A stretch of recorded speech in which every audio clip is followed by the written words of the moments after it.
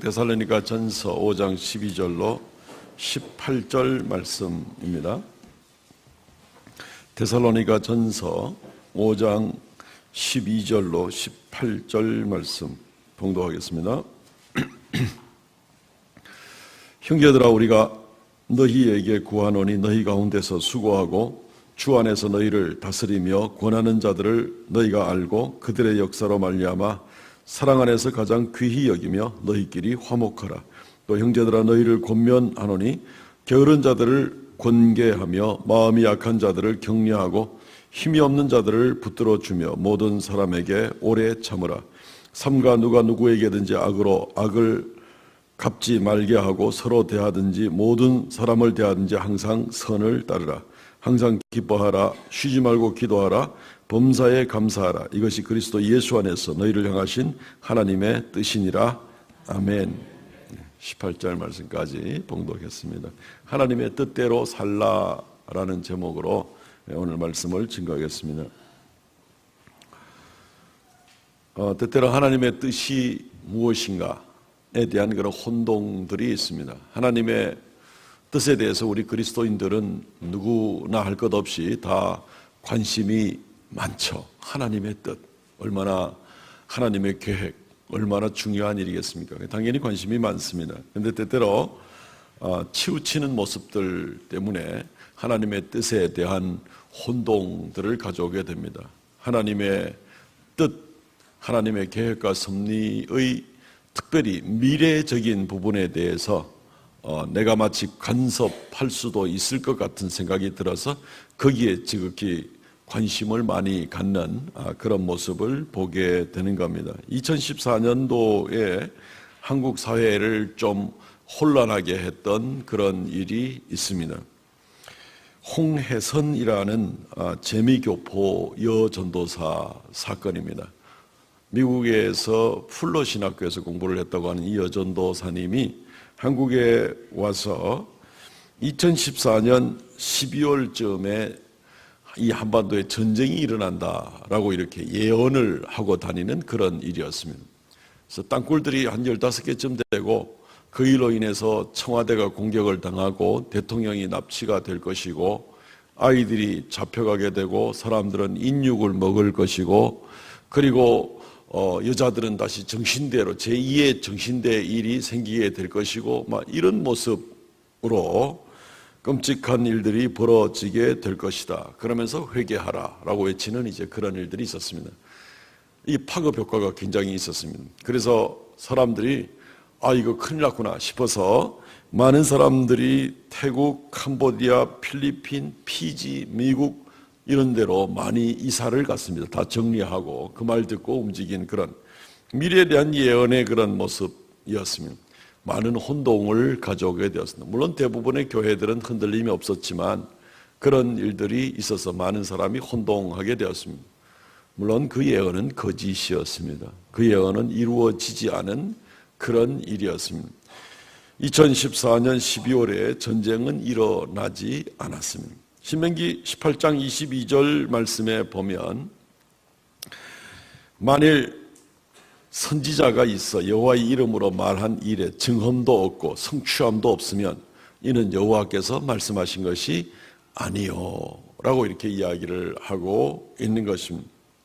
하나님께서 미래에 관한 예언의 말씀들을 선지자들을 통해서 주실 때들이 얼마든지 있었습니다만은 성경이 다 완성된 이후에 그리고 앞으로 지금을 시점으로 해서 앞으로 일어날 일들에 대한 그 하나님의 윤곽적인 계획은 변동이 있을 수도 없고 이미 다 하나님의 계획 가운데 있습니다. 그래서 우리가 간섭할 수 있는 그런 부분이 아닌 겁니다. 거기서는 한자 보태서도 안 되고 한자 빼서도 안 될 그리고 우리가 무슨 역할을 할 수 있는 것도 아닌 그런 것을 우리는 먼저 알아야만 합니다. 우리는 오히려 하나님의 뜻이라는 것이 미래적인 것에만 너무 집중할 것이 아니라 하나님의 뜻은 미래와 우주의 종말과 주님의 마지막 심판에 대한 그런 계획을 가지고 계시지만 또 한편으로는 그 일들을 위해서 오늘 우리가 이 땅에 교회 생활을 하면서 감당해야 될 그러한 하나님의 계획과 뜻도 있습니다. 이 지상 생활에서의 우리를 향한 하나님의 뜻이 무엇인가?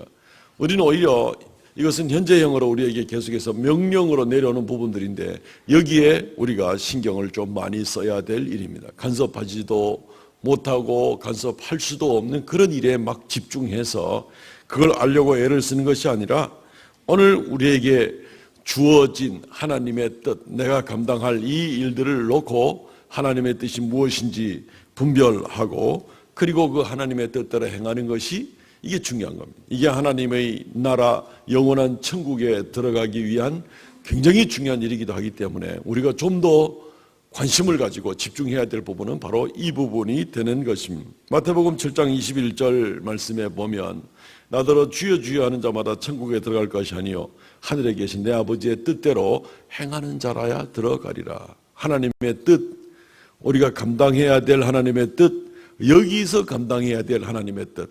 그렇지만 천국에 들어갈 수 있느냐 없느냐를 결정지을 수 있는 굉장히 중요한 뜻. 이게 지금 우리에게 좀 더 중요하게 부딪혀오고 우리가 관심을 많이 가져야 될 그럴 부분인 것입니다. 오늘 성경 말씀을 통하여서 바로 이 부분에 우리가 집중하기를 원합니다. 사도 바울이 데살로니가 교회에 편지를 하면서 주의 재림이 다가오게 되는데 그날을 준비하기 위해서 우리에게 향하신 여기에서 지금 행해야 될 하나님의 뜻이 무엇인가? 이것을 우리에게 말씀해 주고 있습니다. 우리가 오늘 18절 말씀에도 보면은 이것이 바로 그리스도 예수 안에서 너희를 향하신 하나님의 뜻이니라 라고 하나님께서 말씀해 주고 있습니다. 그렇기 때문에 여기에 만약에 관심이 없으면서 저 미래적인 것에 대한 관심을 가지고 있으면 굉장히 안타까운 일입니다. 전혀 준비를 할 수가 없는 사람이기 때문에 조심해야 될 일이기도 합니다. 오늘 우리에게 향하신, 그러니까 예수 그리스도의 재림을 기다리는 우리에게 향하신 오늘 하나님의 뜻은 무엇인가? 오늘 말씀을 통해서 한 두 가지 정도를 생각해 보기를 원합니다. 먼저 하나님께서 우리로 말미암아 공동체 안에서 어떤 삶을 감당하는 것이 하나님의 뜻인가를 먼저 좀 살펴보고 그 다음에 우리가 하나님 앞에 개인적으로 하나님 앞에서 어떤 삶의 자세를 가지는 것이 하나님의 뜻인가 한 두 가지로 나누어서 오늘 말씀을 상고해 보기를 원합니다. 이 땅에서 하나님께서 우리를 홀로 두신 것이 아니라 우리를 교회로 부르셨습니다. 교회로 모아서 함께 우리가 예배하고 하나님 말씀을 배우고 그리고 하나님 나라를 향하여 한 걸음씩 한 걸음씩 나아가게 하셨지 그냥 저 들판에서 혼자 불러서 우리를 들판에 혼자 놔두고 그냥 알아서 신앙생활을 하다가 알아서 천국에 가도록 그렇게 하지를 않았습니다. 그렇기 때문에 우리가 하나님의 뜻을 이룬다고 할 때 공동체 안에서의 삶은 필수적인 것이고 아주 중요한 그런 부분이라고 볼 수 있습니다. 그리고 이 공동체에 향한 하나님의 뜻은 애매모호한 것이 아닙니다. 하나님의 뜻은 애매모호한 것이 하나도 없습니다. 우리가 기독교 또 우리가 성경 말씀을 잘못 대하게 되면 성경 말씀이 전부 다 추상적이고 전부 다 애매모호한 것 같이 그렇게 생각할 일들이 참 많이 있습니다. 아, 그 영적인 거 아닌가? 그거 신비한 거 아닌가? 이런 식으로 생각하면서 하나도 구체적으로 와닿지 않고 하나님 말씀대로 하나님의 능력의 역사 이런 것들이 다 그냥 이 강 건너 불구경하듯이 너무 일이 되어버리는 같은 그런 모습이 될 때가 얼마나 많습니까? 그렇지 않습니다. 하나님께서 우리에게 내리신 많은 일들은 명령입니다. 명령이 불투명해서는 아무도 그 명령을 수행할 수가 없겠죠. 아, 이리로 가라, 이리로 오라. 아주 분명한 명령형으로 주어지고 있는 것입니다. 아, 이렇게 가는 것이 좋겠다고 나는 생각을 해. 이래가지고 본인이 알아서 판단해가지고 모든 상황을 하도록 성경 말씀은 그렇게 하지를 않는다는 것입니다. 아, 살인을 하지 않는 것이 좋겠다고 생각을 해. 간음을 하지 않는 것이 좋겠다고 생각을 해. 도적질하지 않는 것이 아마도 더 좋을 거야. 이렇게 말하지 않습니다. 살인하지 말라, 간음하지 말라, 도적질하지 말라. 명백한 명령형으로 우리에게 오는 공동체 안에서 우리가 어떤 삶을 살아갈 것인가는 아주 구체적입니다. 분명합니다. 애매모호한 것이라는 것은 없습니다. 오늘 우리가 읽은 말씀 가운데서도 12절로 16절, 15절 말씀 가운데를 보더라도 화목하라, 오래 참으라, 그리고 선을 따르라, 아주 명백한 그런 명령들 가지고 우리에게 나오고 있습니다. 그러니까 이제부터는 성경 말씀이 애매모호하다는 말씀들을 할 필요가 없는 것입니다. 우리가 먼저 한번 좀 생각을 한번 해보겠습니다. 앞에서부터 차근차근 우리 공동체 안에서 오늘 우리에게 향하신 하나님의 뜻이 무엇인지 하나씩 좀 살펴보겠습니다. 하나님께서는 먼저 교회 안에 세운 영적 권위자들에게 귀히 여기고 그리고 피차간에 서로 존중하기를 원하십니다. 12절 13절 말씀을 보시면 형제들아 우리가 너희에게 구하노니 너희 가운데서 수고하고 주 안에서 너희를 다스리며 권하는 자들을 너희가 알고 그들의 역사로 말미암아 사랑 안에서 가장 귀히 여기며 너희끼리 화목하라. 교회라는 것은 그냥 무작위로 모여가지고 그냥 무작위로 아무렇게나 자기 마음대로 생활을 하다가 하나님께 나가는 것이 교회가 아닙니다. 교회는 조직체입니다. 교회는 예수 그리스도가 머리가 되십니다. 우리는 다 그분의 몸이 되고 몸된 우리는 그 안에서 각자의 은사와 직분을 따라서 역할들이 다릅니다. 우리의 몸에서는 이게 너무나 조화롭게 잘 되죠. 심지어 오른손과 왼손의 역할이 다르고 서로 조화롭게 되는 겁니다. 발의 역할이 다르고 우리의 여러 기관들의 역할들이 각각 질서 있게 유지가 되는 것을 보게 되는 것입니다. 각각 자기 영역에서 자기 역할들을 주어진 신체의 구조 가운데서 잘 감당하는 것이 이게 우리의 몸입니다. 그리고 우리의 몸을 비유해서 교회로 설명할 때가 성경에 여기저기에 있습니다. 머리 대신 예수 그리스도를 중심으로 해서 예수님의 뜻을 따라서 이루어 나가되 각자 자기의 역할들을 잘 감당해야만 하는 것입니다. 초대교회의 사도 바울이 데살로니가 교회에 이 편지를 쓸 때 데살로니가 교회를 어지럽히는 그런 사람들이 많이 있었습니다. 이단들도 있었습니다. 거짓 교사들도 있었습니다. 사도 바울을 오히려 오해를 해서 사도 바울을 거짓 교사라고 이야기를 하는 사람들도 있었습니다. 교회는 그렇게 되어 있는 것이 아닙니다. 교회는 분명히 우리가 자의로 모였고 자유롭게 대화하고 우리가 자유롭게 자원해서 예물을 드리고 자원해서 봉사를 하고 여러 선한 일들도 자원해서 하는 그런 순수한 자발적인 단체가 교회이긴 하지만 그렇지만 교회 안에는 철저하게 영적인 이런 질서들이 있게 되는 것입니다. 그러므로 교회 안에서 오늘 12절 나온 대로 너희 가운데 수고하고 주 안에서 너희를 다스리며 권하는 자들을 너희가 알고 그리고 귀히 여기고 그리고 너희끼리 화목하라 라고 이야기하고 있습니다. 디모데전서 5장 17절 말씀에도 뭐라고 이야기하고 있습니까? 잘 다스리는 장로들은 배나 존경할 자로 알되 말씀과 가르침에 수고하는 이들에게는 더욱 그리할지니라.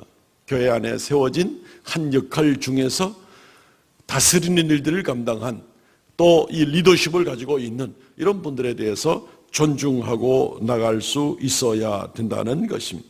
그리고 우리는 각자 자기에게 주어진 직분대로의 귀한 역할들, 하나님이 우리 각자에게 내려주신 그 은사들이 있습니다. 은사들을 쫓아서 열심히 있게 효과 있게 그래서 각자 자기 역할들을 잘 감당함으로 교회를 더욱 교회되게 아름답게 원활하게 건강한 그런 교회가 되도록 감당하는 것입니다.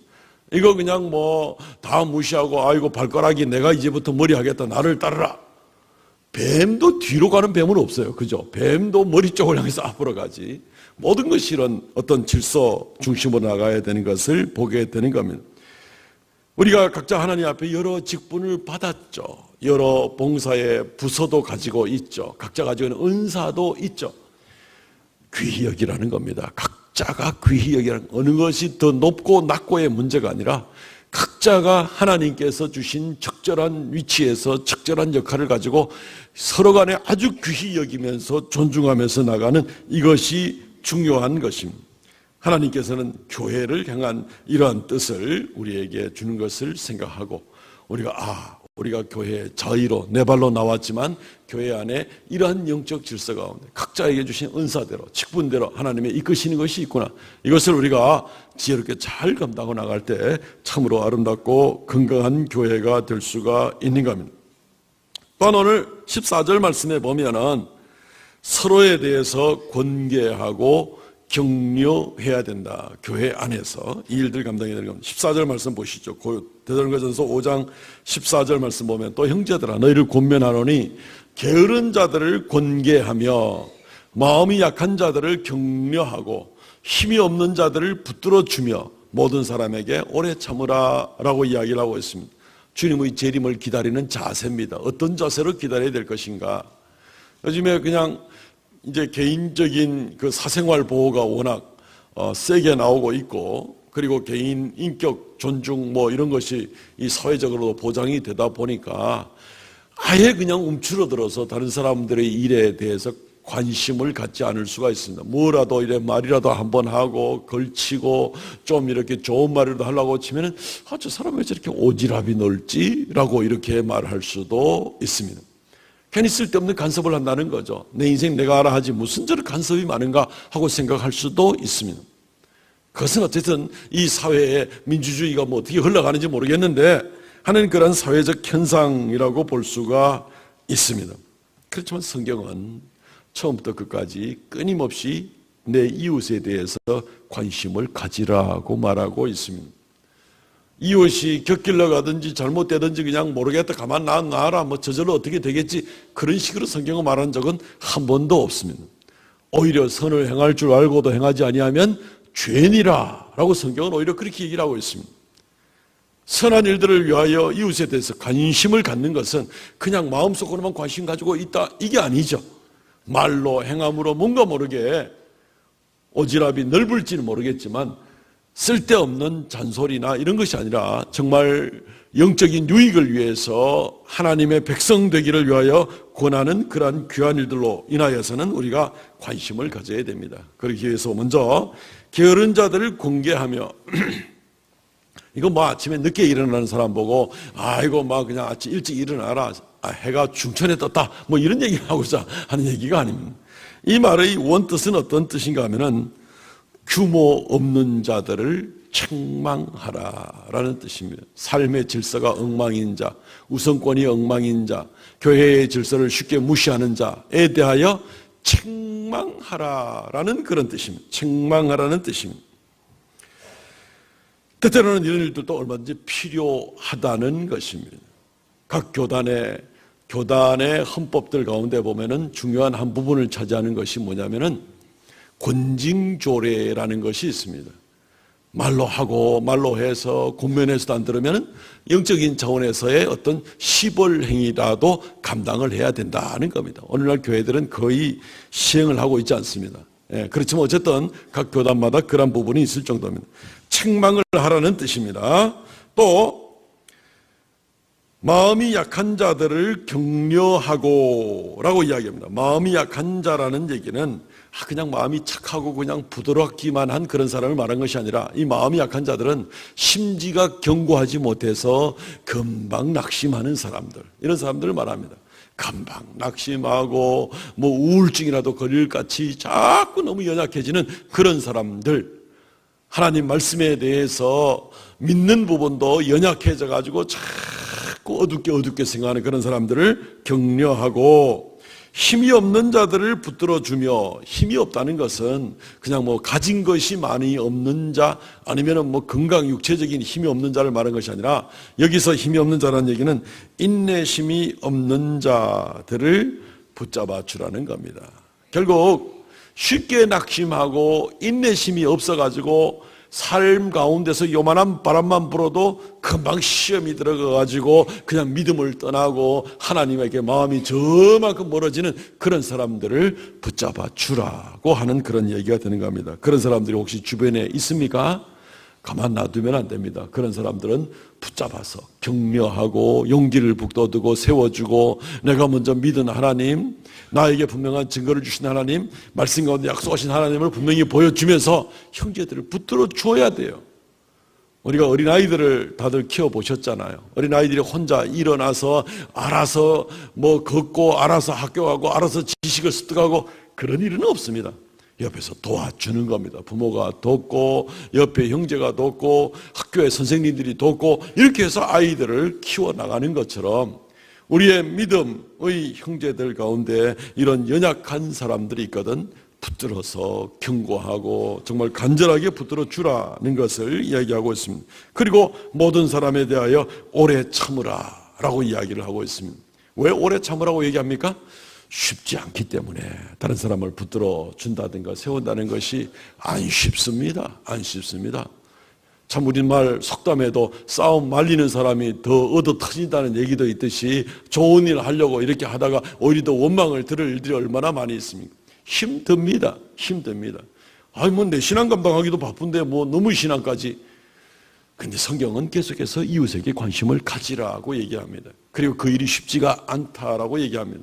그래서 오래 참으라고 얘기를 합니다. 왜냐하면 그것이 하나님의 뜻이니까. 그것이 주 예수 그리스도께서 이 땅에 다시 재림하실 때 모든 사람이 하나님 앞에 나설 때 부끄러움 없이 견고한 믿음으로 하나님께 설 수 있도록 먼저 된 자가 나중 된 자를 붙들어주고 세워주고 위로하고 격려하고 이렇게 나가서 함께 일어서야 되니까 이게 주의 뜻이니까 힘들더라도 오래 참고 이 일을 잘 감당하라는 것입니다. 지상에서 우리가 완전한 교회랑은 있을 수가 없죠. 완전한 교회를 찾을 수도 없을 겁니다. 아주 유명한 예화가 있지 않습니까? 찰스 스펄전 목사님 찾아온 어떤 젊은이 얘기 혹시 생각나십니까? 1830년에서 1892년까지 살았던 분이 이 스펄전 목사님인데 이 찰스 스펄전 목사님은 워낙 유명하신 분이죠. 그러니까 이분에게 어떤 젊은이가 찾아왔죠. 와가지고 내가 참 여기저기 교회를 다녀보니까 이 교회는 이게 문제고 저 교회는 저게 문제고 참 내 눈에 참 문제가 있는 것이 많이 보이고 그래가지고 내가 완전한 교회를 못 찾았습니다. 근데 만약에 우리 스펄전 목사님께서 나한테 완전한 교회를 하나 추천해 주시면 그래 내가 그 교회를 발견하고 그 교회에 가서 이제부터는 신앙생활을 제대로 한번 열심히 해보려고 그럽니다. 그러니까 찰스 스펄전 목사님 하신 말씀이 나도 아직 그런 교회를 못 찾았다네 라고 얘기를 하면서 혹시 자네가 그런 교회를 찾으면 나한테 얘기해 주게. 나도 그 교회 가고 싶네. 이렇게 얘기하니까 이 청년이 굉장히 낙심해가지고 좀 실망을 해서 이분은 뭐 좀 교회에 대해서 잘 알고 워낙 유명한 목사님이니까 발도 넓고 잘할 줄 알았는데 이제 실망을 했죠. 그래가지고 돌아서서 가는 길에 스펄전 목사님이 이 청년에 대해서 한 이야기가 있습니다. 여보게 젊은이 자네가 혹시 완전한 교회를 찾거든 자네는 절대로 그 교회에 나가지 말게. 자네가 그 교회에 나가는 순간 그 교회는 완전하지 못한 교회가 될 걸세 라고 이야기를 했다는 거예요. 무슨 뜻인지 아시겠죠? 우리가 다 부족합니다. 다 연약합니다. 그렇기 때문에 서로 붙들어 주고 세워줘야 될 그럴 일들이 있습니다. 혼자서는 결코 일어설 수도 없습니다. 피차간에 서로 역할하도록 한 것입니다. 성경에는 하나님 나라에 대해서 줄기와 가지에 대한 비유를 들기도 하잖아요. 가지가 줄기에서 떨어져 나가면 그때부터 죽는 것이지 그 가지가 아무리 예쁘게 멋진 격가지를 가지고 예쁜 꽃을 피우고 열매를 맺었다 그래도 줄기에서 떨어져 나가면 그 길로서 아무것도 아닌 것을 성경은 비유로 들 때가 참 많이 있는 것입니다. 공동체를 향한 하나님의 뜻이 있습니다. 이것은 우리가 공동체로서 함께 어떤 역할들을 공동체 안에 감당함으로 주님의 재림을 잘 준비할 수 있을지를 우리에게 충분하게 이야기해 주는 그런 모습인 것입니다. 만약에 역으로 생각해 보면 나는 나 혼자에게만 관심이 있고 내 자식에게만 관심이 있고 나 다른 사람한테 관심 없어. 나하고 내 가족만 천국 가면 되는 거지 다른 사람이 무슨 상관이야. 만약에 그런 사람이 가는 천국이라면 그런 천국은 안 가는 게 차라리 안 나았겠나 싶습니다. 그런 사람만 이기적인 마음만 딱 가지고 있는 사람만 가는 그런 천국이라면 그런 천국 뭐 하러 가겠어요? 그런 천국 있지도 않겠지만 천국은 오히려 하나님의 통일되고 공의로우신 통치가 있는 곳이 천국이죠. 천국은 서로 간에 위해주고 서로 간에 돌아보고 서로 사랑하는 사람들이 모이는 것이 바로 천국이죠. 그런 천국을 우리가 사모하는 것이죠. 그리고 그러한 천국은 우리가 이 땅에서 가장 그래도 천국 가까운 모습을 띄어야 되는 것이 교회인데, 이 땅에 있는 교회가 바로 하나님의 일사불란한 통치와 하나님의 백성들이 서로 간에 위하고 관심을 가지고 돌아보아주는, 그것이 바로 지상에서 교회가 가장 천국 가까이 닮아가야 될 그럴 모습이기도 한 거죠. 사랑하는 성도 여러분, 우리가 주의 말씀을 다시 한 번 더 살펴봅시다. 마태복음 25장 40절과 45절 말씀은 이 땅에서 우리가 이웃에게 행한 것이 바로 나에게 행하는 것이니라. 이 땅에서 이웃에게 행하지 아니한 것이 바로 나에게 행하지 아니한 것이니라. 마지막 심판 때에 분명히 그렇게 이야기하신다라고 예수님이 말씀하고 있습니다. 마지막 때를 준비하기 위해서 우리가 어떻게 하겠습니까? 교회 공동체에 대해서 우리가 깊은 관심을 가지고 오늘 12절로부터 14절 말씀에 나온 내용을 잘 숙지해서 잘 감당하시기를 주의 이름으로 축원합니다. 또 한 가지, 오늘 말씀을 통해서 우리가 하나님 앞에서 우리가 또 주님의 재림을 바라보면서 개인적으로는 또 어떤 준비를 감당해야 될 것인가를 이야기를 하고 있습니다. 우리가 잘 아는 대로 아주 단순하고 또 분명한 명령들을 오늘 본문 가운데 내려주고 있습니다. 항상 기뻐하라, 쉬지 말고 기도하라, 범사에 감사하라. 사람이 항상 기뻐하고 쉬지 말고 기도하고 범사에 감사하고, 이게 지금 가능한 얘기인가라는 그런 생각을 해볼 수도 있습니다. 근데 우리는 이것을 가능하지 않은 얘기라면 성경이 말씀하지도 않을 수도 있습니다. 근데 가능한 일이기 때문에 이 말씀을 해주고 있습니다. 어떻게 이것이 가능합니까? 항상 기뻐하고 쉬지 말고 기도하고 범사에 감사하고, 어떻게 가능합니까? 사람 때문에는 안 됩니다. 환경 때문에도 이것은 힘듭니다. 그렇지 않나요? 하나님 때문에 이것이 가능한 겁니다. 그리스도인들의 삶의 자세는, 예수님의 오심을 준비해 나가는 이런 삶의 자세 하나하나 모두가 다 하나님과 나와의 관계, 하나님 때문에, 원인자가 하나님이기 때문에 그 하나님 앞에서 어떻게 살아갈 수 있는가가 문제이지, 내 주변의 환경 때문에 감사하고 사람 때문에 감사하고 그렇지 않아요. 전에 어디 동막골인가 그런 얘기가 나오면서 꽃 꽂고 다니는 사람 하나 나오대요. 거기 보니까 그죠? 좀 이렇게 약간 이렇게 좀 그런 사람들은 아무 생각이 없기 때문에 무조건 기뻐하고 무조건 감사하고 할 수 있을지 모르겠어요. 이 전쟁이 난 통에도 어떻게 꽃을 꽂고 춤을 추고 즐거워할 수 있는가, 이게 이해가 안 되죠. 예. 그러니까 이제 장애를 겪고 있는 겁니다. 이 세상 살면서 우리가 어떻게 항상 기뻐하고 쉬지 않고 기도하고 범사에 감사하고, 이게 어떻게 가능할 것인가? 우리 주변에 얼마나 악한 사람들이 많은데, 얼마나 이 불균형하고 불공평한 이 사회의 부조리가 많은데, 얼마나 어둠의 일들이 많이 있는데 어떻게 우리가 항상 기뻐하고 감사할 수 있겠는가? 하나님 때문에 그렇다는 것입니다. 하나님 때문에만 이 일을 감당할 수가 있다는 겁니다.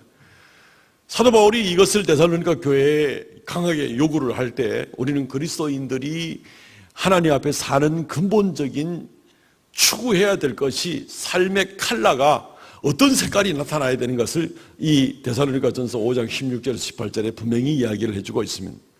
우리 그리스도 교의 본질, 그리스도인의 가장 중요한 본질을 우리의 무슨 이 인격이나 성질 좀 바꿔지거나 아니면 교양과 지식이 좀 나아지거나, 이게 제일 중요한 거라 생각하지 마십시오. 이게 본질 아닙니다. 그건 저쪽에서 시내 가서 문화교실을 좀 참석을 해도 오히려 그런 것은 도움을 얻을 수 있을지 모릅니다. 대학에서 도움을 얻을 수 있을지 모릅니다. 여러 교양 강좌를 통해서 얻을 수 있을지도 모릅니다. 그리스도 교회의 본질은 우리의 인성이나 우리의 성격이 조금 나아지고 교양이 좀 훌륭해지고, 이것이 우리의 본질이 아닙니다. 기독교의 본질은 교회에 오니까 마음이 조금 편안해지더라 하는 것이 기독교의 본질이 아닙니다. 마음이 편안해지는 것은 절간에 가도 편안해진다는 사람들도 있습니다. 캐톨릭 성당 가도 향 피워놓고 좀 편안해진다는 사람들도 있습니다. 쭉 가서 수목원 같은 데서 걸어서도 조용히 묵상해서 마음이 편해질 수도 있어요. 그게 기독교의 본질이 아니에요. 기독교의 본질은 내가 예수 그리스도를 믿고 나와 하나님과의 관계를 맺는 겁니다. 새로운 관계입니다. 죄인이 예수 믿고 의인이 되는 것이고, 하나님이 내 아버지가 되는 것이고, 이제부터 내 삶의 목적이 달라지는 것이고, 삶의 컬러도 주님을 닮아가기를 원하는 것이, 이것이 그리스도인의 삶의 컬러가 되는 것이고, 하나님과 나와의 관계가 처음부터 끝까지 이것이 그리스도 교회의 본질이 되는 거죠. 우리 그리스도인의 본질은 바로 거기에 있는 겁니다. 분위기가 좀 나았고 형편이 조금 나아지고 건강이 조금 좋아지고 이게 하나님 주시는 복락 가운데 그런 것이 있기는 있지만 그렇지만 그것이 우리의 본질이 아니에요. 우리의 본질은 내가 하나님을 만나고 하나님 백성 되는 것이 이것이 우리의 본질이 되는 것이죠. 가장 중요한 겁니다. 그러면서 하나님을 만나니 이웃 때문에가 아니라 환경 때문에가 아니라 내가 하나님을 만나니 항상 기뻐하고 쉬지 말고 기도하고 범사에 감사한 일이 가능하다는 것입니다. 믿습니까? 어떻게 하나님을 만나니 이것이 가능합니까? 어떻게 항상 기뻐할 수 있습니까? 하나님을 만나니 교회에 와서 주변을 보고 내 환경을 보지 마시고 하나님이 중요하니까 교회에 와서 오직 하나님만 한번 바라보면서 항상 내가 기뻐할 수 있는가, 항상 쉬지 말고 기도할 수 있는가, 범사에 감사할 수 있는가, 하나님만을 보면서 이 구절을 다시 한번 생각해 보십시오. 가능한가 불가능한가? 가능합니다. 가능합니다. 하나님만 바라보니 사람들이 나를 실망을 시키고 환경이 어려워지고 심지어는 육신적으로 연약함을 감당하더라도 하나님께서 나에 대한 약속이 변함이 없잖아요. 나를 구원하신 그 은혜, 구원의 약속이 변함이 없잖아요. 하나님이 나를 떠나지 않으시겠다는 이 놀라운 약속이 변함이 없잖아요. 주님께서 언제나 나와 함께 하시고 나를 도와주시는 이 일이 변함이 없잖아요. 환경은 왔다 갔다 하고 사람들도 왔다 갔다 하는 일들이 얼마든지 있지만 하나님은 변함이 없잖아요.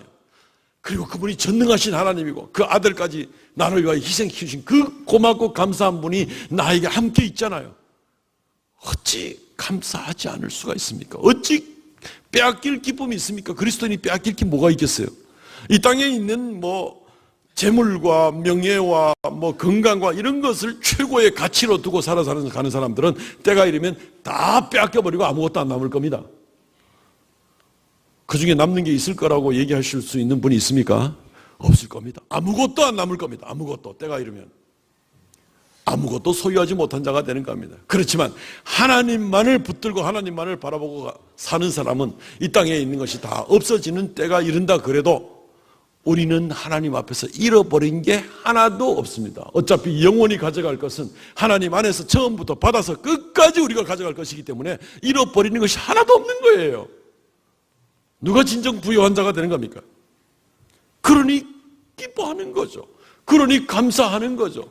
때때로는 내가 알지 못하고 이해할 수 없는 그런 환경 때문에 고난을 당한다 하더라도 하나님이 나를 사랑하시고 어떤 일들을 통하여서도 하나님 나를 떠나지 아니고 이 일들을 통해서도 하나님께서 나에게 좋은 계획을 가지고 계신 것이 틀림이 없다는 것을 우리가 분명히 성경을 통해서 그 하나님을 바라보고 알면 감사할 수 있는 거죠. 지금 다만 내가 결과를 못 봐서 그렇지. 사랑하는 성도 여러분, 오직 하나님 안에서는 이 일이 가능합니다. 항상 기뻐하고 범사에 감사하고 이 일이 가능합니다. 그래서 사도 바울은 오늘 데살로니가 교인들에게 쉬지 말고 기도하라고까지 얘기합니다. 이 심지어 우리가 믿음 좋은 그리스도인이라 할지라도 어떻게 사람이 쉬지 말고 기도해? 어떻게 하루 24시간을 기도할 수 있어? 이렇게 생각하실 수도 있겠습니다. 이 말은 반드시 그런 뜻은 아닙니다. 쉬지 말고 기도하라는 얘기는 살짝만 우리가 말을 좀 바꿔보면 무슨 말인가 하면은 기도하기를 끊지 말고 기도하기를 포기하지 말고라는 그런 뜻이 되는 겁니다. 좀 기도하다가 당장 응답이 되지 않고 이러니까 낙심이 돼가지고 에이 기도 안 해. 이제부터 기도 생활 안 해. 하는 어떤 그런 모습으로 가지 말라는 얘기입니다. 하나님께서 우리의 믿음을 달아보시고 그리고 끝까지 하나님 의지하는 것 가운데 하나님 우리를 얼마나 사랑하시는지를 주님이 보기를 원하시는 겁니다. 예수님도 우리가 이러한 기도하기를 쉬는 일, 기도하다가 낙심하여서 그냥 포기하는 일들을 감당할까 봐 주님께서 몇 차례 말씀을 하셨는데 그중 하나가 누가복음 18장에 나오는 악한 재판관에 관한 그런 비유입니다. 악한 재판관에게 부탁을 하는 이 과부에 대한 비유라고 할 수 있을 것입니다. 1절부터 7절까지 내용에 보면은 누가복음 18장에 악한 재판관이 있습니다. 공무일을 제대로 행하지 않습니다. 근데 어떤 과부가 찾아옵니다. 와가지고 자기의 억울한 일을 풀어달라고. 근데 이 가난하고 과부고 이러니까 이 재판관이 내가 뭐 바쁘다 이러면서 제대로 돌아보지 않습니다. 근데 끝까지 매달립니다. 그러니까 아이고 막 귀찮아서라도 저 사람 이 문제를 해결 안 해주면 안 되겠다 싶어서 그 사람의 이 소원을, 그 재판에 관한 요청을 들어주는 그런 모습이 나옵니다. 그러면서 주님께서 하시는 말씀이 6절 7절 말씀에 주께서 이르시되 불의한 재판장이 말한 것을 들으라. 하물며 하나님께서 그 밤낮 부르짖는 택하신 자들의 원한을 풀어주지 아니하겠느냐, 그들에게 오래 참으시겠느냐. 사랑하는 성도 여러분, 기도하다가 포기하지 마시기 바랍니다. 기도하기를 쉬지 말고 기도하라라는 얘기는 기도하기를 포기하지 말라는 얘기입니다. 끝까지 함께 하시는 하나님께 매달리면서 그렇게 하나님의 도우심과 은혜와 능력 가운데 살아가시기를 바랍니다. 기도를 하나님이 반드시 응답해 주신 줄로 믿습니다. 2차 세계대전 때 재미있는 예화가 하나 있는데, 이제 전쟁이 막 끝났습니다. 그리고 나서 여러 가지 상황이 굉장히 어려워지게 됩니다. 어떤 한 부인이 식료품 가게에 와서 성탄절 만찬에 아이들이 먹을 수 있는 빵과 식료품을 좀 사러 왔습니다. 근데 돈이 하나도 없는 겁니다.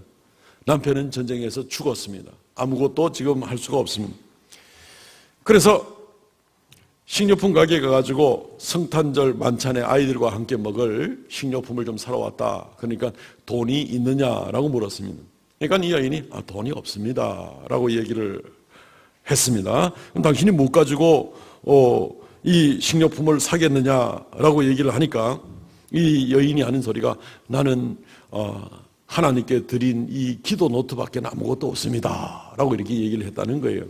그 식료품 주인이 보니까 이거 어이가 없는 거예요. 이거 뭐 기도 노트를 받아가지고 식료품 줄 수도 없고, 어쨌든 그래가지고 그러면 당신 기도 뭐 해놓는 종이 쪼가리라도 있으면 뭐 한번 가져와 봐라. 이제 그랬어요. 그러니까 마침 그 전날 저녁에 애가 한 명이 또 이렇게 아파가지고 기도하면서 하나님께 적어 놓았던 이 기도 종이가 있어서 주머니에 마침 있었답니다. 그래서 그걸 가지고 와서 이제 그 사람한테 줬더니만 이 식료품 주인이 이제 저울 추를 올려놓는 쪽에다가 기도 종이를 떡 올려놓고 이게 이 균형이 맞는 대로 주겠다. 이제 이렇게 된 거예요, 이제.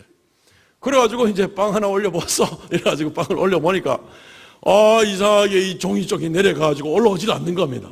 한 개 더 또 올라오고, 잔뜩 저울에 올려놓을 자리가 없을 것만큼 꽉 채웠는데도 이 종이가 끄떡도 안 하고 있는 겁니다. 그래가지고 이 식료품 주인이 굉장히 자기가 이미 했는 말이 있으니까 그 기도 종이만큼 내주겠다 이제 그랬으니까, 그래가지고 할 수 없이 더 이상 올려놓을 수 없으니까 그만 이제 보따리 싸가지고 가세요. 그래가지고 이제 그 올려놓은 걸 다 싸가지고 가고, 이 아이는 굉장히 감사하고 이제 갔다는 이야기가 있습니다. 나중에 이게 어떻게 된 일이지 하고 보니까 저울이 고장나 있더라는 거예요. 저울이. 자, 어쨌든 이렇게 해서 이 일들이 일어나게 되었는데, 이 일 후에 이 식료품 주인은 좀 곰곰하게 생각을 해봤다는 겁니다. 어떻게 그때 저울 고장난 걸 몰랐을까? 식료품 가게 열자마자 매일매일 그냥 아침부터 저녁까지 그걸 사용했어야 되는데 어떻게 그 여인이 그때 주머니에 그 기도 써놨다는 종이를 가지고 오게 되었을까? 어떻게 고장이 하필 그때 나게 되었을까? 이 주인은 잘 몰랐다는 것입니다. 그 모든 과정은 신비한 일이고, 나중에 그 기도 종이를 놔두고 간 걸 보니까 우리에게 일용할 양식을 주옵소서라고 이제 그 전날 저녁에 기도한 내용이 적혀 있더라는 것입니다. 한 가지는 명백한 것이 있습니다. 하나님께서는 우리의 기도를 들으신다는 것입니다. 명백하게 이것을 알고 어떤 일을 만나든지라도 기도하기를 포기하지 마시고 쉬지 말고 기도하라 하는 이 말씀을 잘 감당하시기를 바랍니다. 마가복음 11장 24절, 그러므로 내가 너에게 말하노니 무엇이든지 기도하고 구하는 것은 받은 줄로 믿으라. 그러면 너에게 그대로 되리라. 아멘. 말씀을 읽겠습니다. 사랑하는 성도 여러분, 오늘 말씀 가운데 우리는 하나님의 뜻에 대해서 살펴보게 되었습니다. 하나님의 뜻을 행하십시오. 저 미래에 대해서 점치는 일로 하나님의 뜻을 알아내려고 애를 쓰지 마십시오. 그 일은 하나님께서 알아서 하실 것입니다. 하나님의 뜻 가운데 오늘 예수의 재림을 준비하면서 우리에게 어떻게 행하기를 원하시는 하나님의 뜻이 있습니다. 그 뜻을 오늘 우리가 공동체 안에서 어떻게 감당할지, 개인적으로 하나님 앞에 어떤 삶을 감당해야 될지를 하나님이 말씀 가운데 우리에게 그분의 뜻을 보여주셨습니다. 공경하고 존중하고 세워나가고 돌아보아지고 때때로는 책망도 해가면서 교회를 서로 돌아보고 이웃을 서로 돌아보는 그러한 귀한 일들이 되는 겁니다. 또한 하나님 앞에 우리가 항상 기뻐하고 쉬지 말고 기도하고 범사에 감사하면서 하나님 때문에, 하나님이 원인이 되기 때문에 그렇게 이러한 삶의 칼날을 가지고 하나님께 살아가는 것입니다. 이게 하나님께서 우리를 향한 뜻입니다. 하나님의 뜻을 행할 생각은 하지 아니하고 우리가 땅에서 헛된 것을 구하고 나가는 것은 인생을 허비하는 그런 일이 되는 겁니다. 왜냐하면 그것은 주님의 재림을 준비하는 그러한 일이 아니기 때문에 굉장히 우리는 주의해야 되는 겁니다. 사랑하는 성도 여러분, 우리에게 주어진 인생 길이만큼에서 하나님의 뜻을 잘 감당하고 준비되어가는 성도 되시기를 주의 이름으로 축원드립니다. 아멘. 통성으로 같이 한번 기도하겠습니다. 주여, 우리와 함께하여 주시옵소서. 2, 3분간 기도합니다.